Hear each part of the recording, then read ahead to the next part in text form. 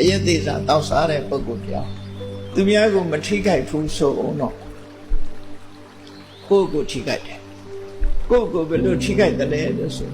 မူရစ်နေသည့်အတွက်ကြောင့်လူဘဝရလာတဲ့အခါမှာတတ်ထိုက်တဲ့အတတ်ပညာတွေကိုဆုံးရှုံးနေမတတ်တော့ရတဲ့ရလိုက်တဲ့စိစိဥစ္စာတွေရအောင်မလုပ်နိုင်တော့ဘူးမူရစ်နေသည့်အတွက်ကြောင့်အသိဉာဏ်တွေဟာဝေဝါးပြီးတော့လူလောကထဲမှာမမှန်ကန်ကန်သိနိုင်စွာမရှိဘူးအဲ့တော့ကိုယ့်အတွက်ယာယီနေတာတစ်ဖက်ကကြည့်မယ်ဆိုလို့ရှိရင်အယတိစာတောက်စားလုံးတဲ့ပုဂ္ဂိုလ်တယောက်ရဲ့အသက်ဟာပျက်စီးသွားပြီနောက်ဆုံးကျမကြီးထိခိုက်လို့အသက်အန္တရာယ်ဖြစ်သည့်ထိအောင်ရောက်ရှိသွားတယ်လူတိုင်းဟာအသိပညာရှိခြင်းရတယ်အတတ်ပညာတတ်ခြင်းရတယ်ချမ်းသာကြွယ်ဝခြင်းရတယ်အဲ့ဒီကောင်းကျိုးတွေမှန်သမျှဟာမူရစ်ဆေးဝါးသို့မဟုတ်ရက်သေးစွာတောက်စားခြင်းအဖြစ်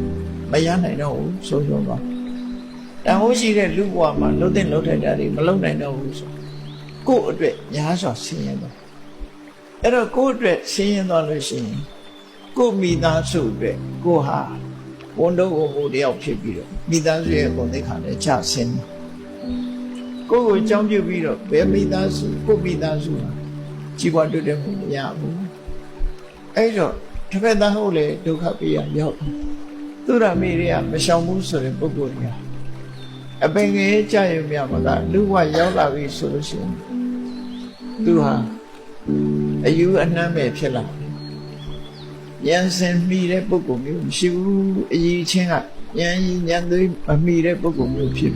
မွေးလာကြတဲ့ကအယူထောင်နဲ့နှိစက်နေတဲ့ပုဂ္ဂိုလ်မျိုးဖြစ်လာဒါတွေကိုစဉ်းကျင်သုံးသပ်ပြီးတော့မူရစ်ဆေးဝါးအယက်သေးတာတောက်စားခြင်းကနေပြီးရှောင်ရှားမှုဖြစ်တယ်